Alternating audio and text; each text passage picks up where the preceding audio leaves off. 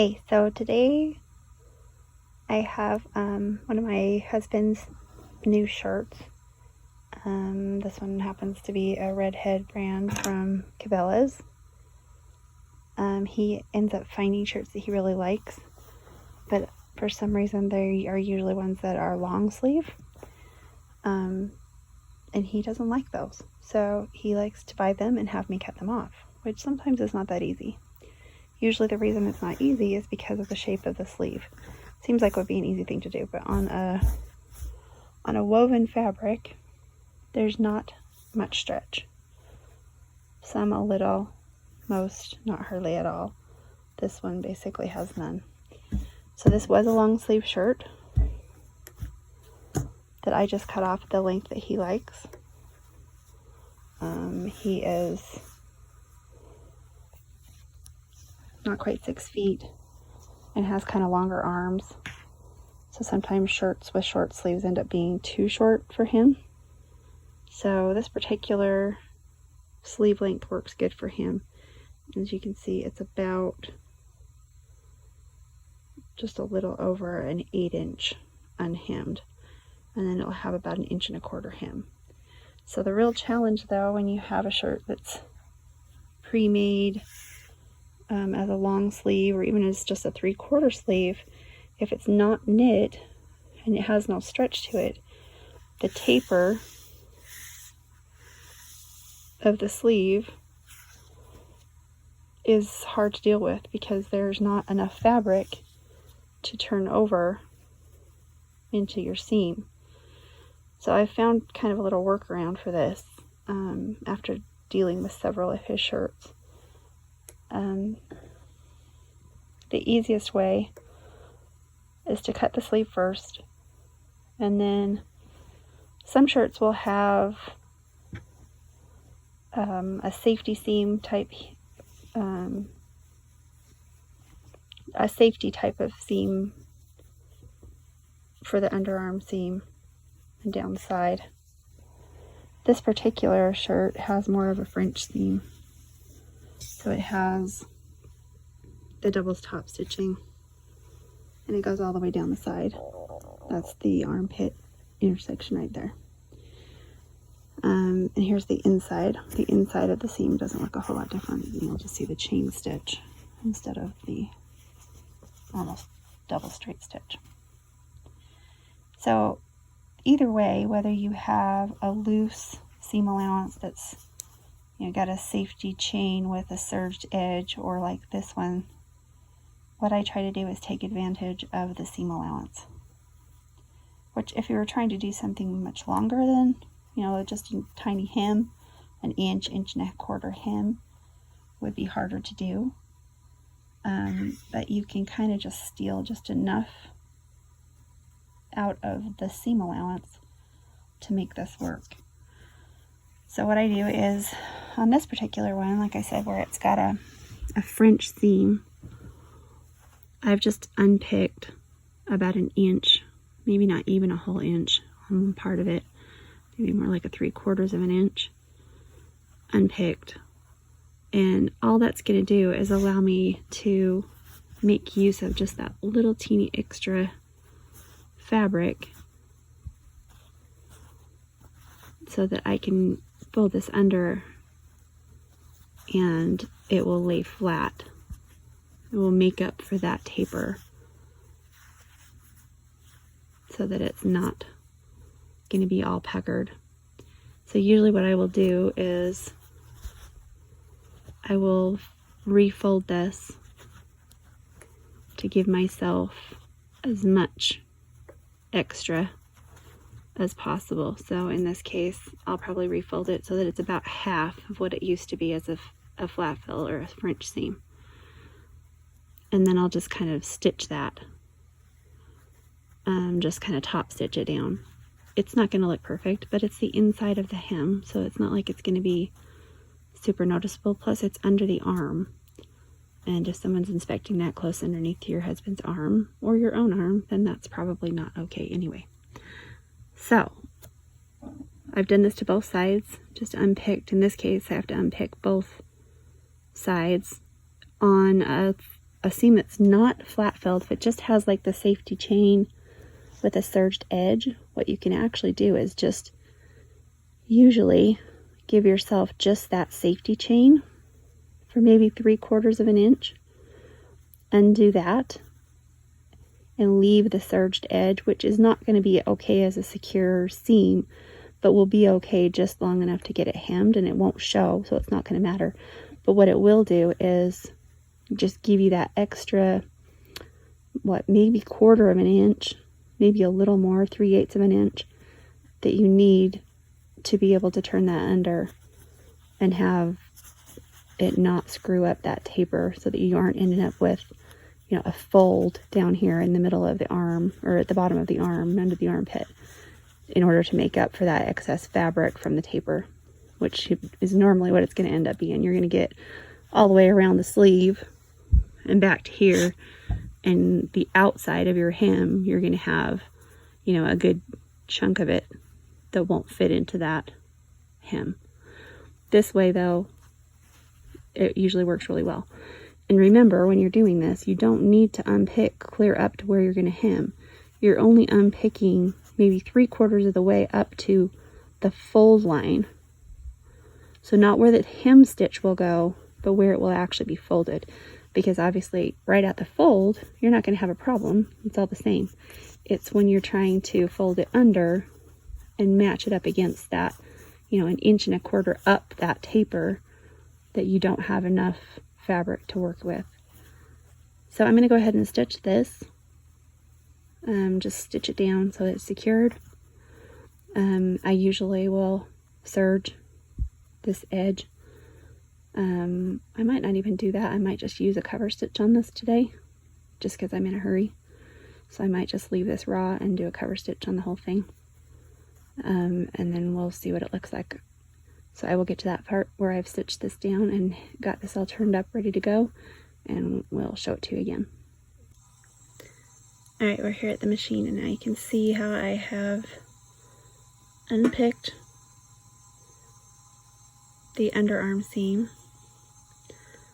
It's about, it is about 3/4 of an inch. Yeah, pretty close. 3/4 of an inch up.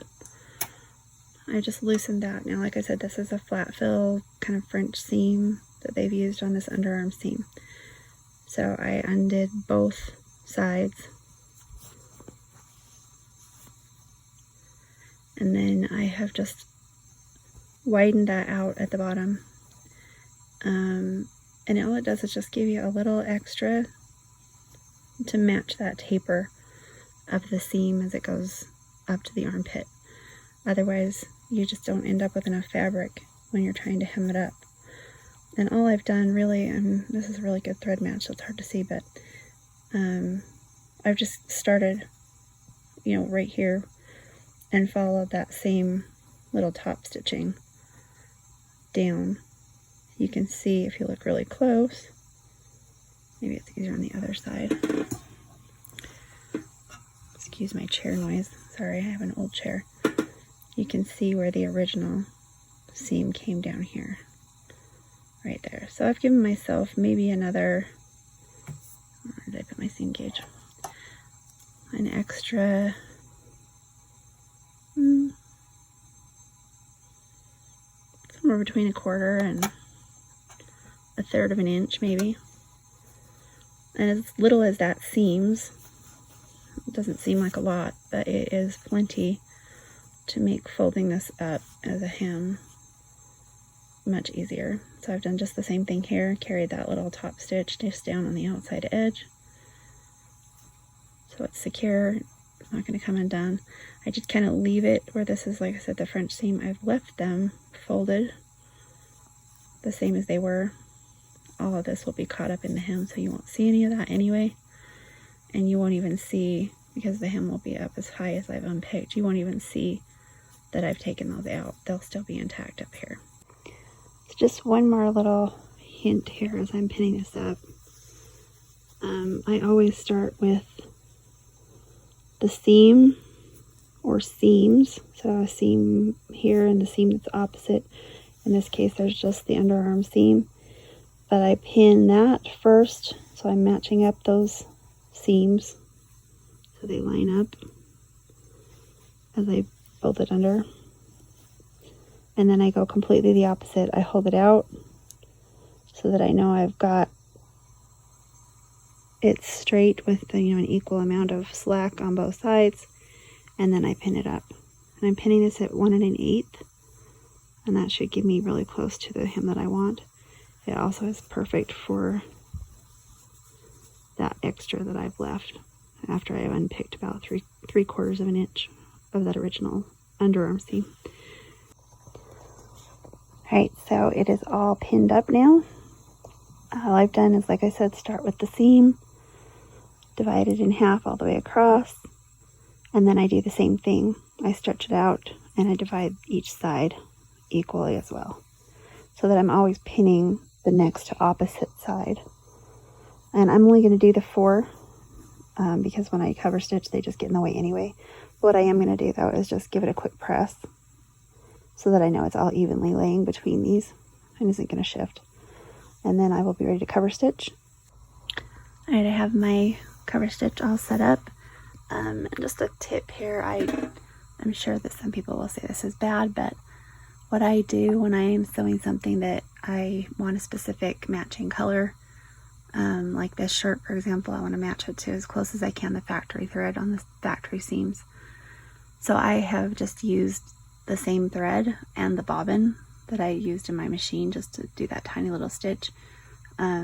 It's really easy, to have the 2 threads be a matching color and then something that's not far off. Where I've got my gray, it's just kind of neutral. I don't stock really any colors of cone threads other than neutrals. I usually have a cream, a white, a gray, a black, and navy, and sometimes not even navy. I do have a couple of oddball ones that I've bought or someone's given me. I think I have a red and maybe even pink, but I so rarely even put those on. Same with my serger. It's almost always threaded in something that's just neutral. And where the serger, I don't have to worry about the thread colors matching too much. I sometimes will change out the leftmost needle or the needle if I'm only doing a single needle to be more matching, so that if the seam gets pulled or tugged at all, it shows a matching color thread instead of something that's gonna show a lot. It'll be more hidden with the matching color thread and just the needle. But in the cover stitch, obviously they both are going to show. So I've done, just like I said, a neutral gray. It's a little light, should probably be darker, but I don't think it'll show at all. I'm not going to worry about it. And then the 2 matching ones that should be really close, if not indistinguishable, between the original factory thread color on this shirt. So I have gone over to the ironing board and I've got my 4 clips on, and then I just pressed so that it's nice and sharp, and I'm not going to have to be worried about losing that exact hem. And when I pin up for cover stitch, I do use a seam gauge and I measure, just because it makes it so much easier and I don't have to go back and trim anything afterwards if I can catch that all in that cover stitch. Alright, so we'll see if my 900 CPX is in a good mood today, and we'll get this cover stitched and ready to go. Stitching is done, and while it is a little narrower than the factory stitching, I think it still looks really nice. The one thing you will notice on a woven fabric, you get a tendency to get more of a little bit of a raised, where it pulls it together. There are some tension adjustments that you can do to make that less. Sorry, that was my iron. But really I find that once it's pressed, it really isn't an issue and it will lay nice and flat. The other thing I like about using the cover stitch on this type of a thing is that even if where I've got a different color thread, and it looks way white on this, in the camera, but it really is a gray. And since this fabric is kind of a, a woven linen-y chambray kind of look, it hides it really well. But even if it is, you know, for a moment as an arm moves visible, it's so professional looking. You can't even see the edge because I used, you know, the seam gauge and then placed it just right in the machine. It's completely hidden the raw edge. The raw edge has disappeared, and it just looks fine. It looks good. It actually is almost decorative the way it is. So it looks neat and tidy. You'll also see, you know, there's no gapping, you know, where we had a hard time fitting it, even at the bottom where you will have the problem of that tapered sleeve making it hard to fit that in. You can see that it lays completely flat after removing that tiny bit of stitching in that seam, in the underarm seam, just to give us that little bit extra here. Oh, it looks like I have a thread I need to clip still. So I'm going to go ahead and press this. That'll take care of a little bit of a bump from that seam. Like I said, you could play with your machine and get the stitching, you know, to lay maybe a little flatter by adjusting that tension. Probably I would say the looper tension needs to be a little looser. But I don't like messing with my settings on that because I've got it right now where it will sew pretty much everything decently without any skips. I know that that's a real problem, that the CoverPro has given a lot of people a lot of trouble, you know, to the fact that they've even sold them or turned them in to get a different brand. But I've found that if I, you know, I'm patient and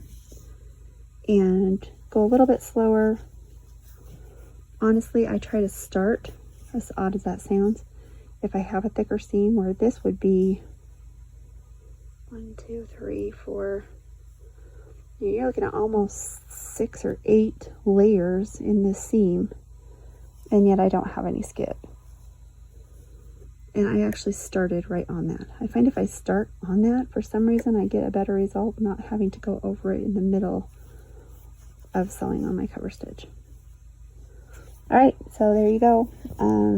Like I said, it's an easy way to do an alteration on an arm sleeve, or I should say on the sleeve of a shirt when you want a short sleeve versus a long sleeve, but have that tapered arm obviously down to, in this case, a man's cuffed wrist length sleeve.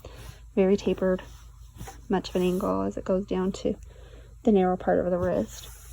So it's hard to just be able to cut it off and easily hem it. It seems like it would be easy, but it really is not if you don't take the time to give it that little extra ease that it needs. And even then, as you sew it, there's an amount of ease that you need to do just by means of keeping the fabric taut as you sew. So not stretching it, but making sure that it's, you know, laying flat and together, and that folded edge is staying where it needs to be. Just really minding the fabric carefully as you stitch, and then going slow. And where it's a top stitch, I don't mind going a little slower. I don't like to go slow on construction, but I don't mind taking a little extra time when it's going to be something that shows. And I really think that, you know, you'd be hard pressed if you didn't really know what you were looking for to know that this shirt had been altered. Even so much as, if you look closely, the inside of the collar is actually lined with gray. So that makes my gray stitch even look better. Alright, I'm going to go ahead and stitch, or go ahead and press this, and it will be done, and I can go hang it up. Thanks for watching, and if you have any questions or comments, you can leave them below.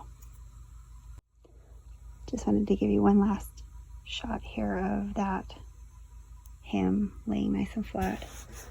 Looks really nice and crisp.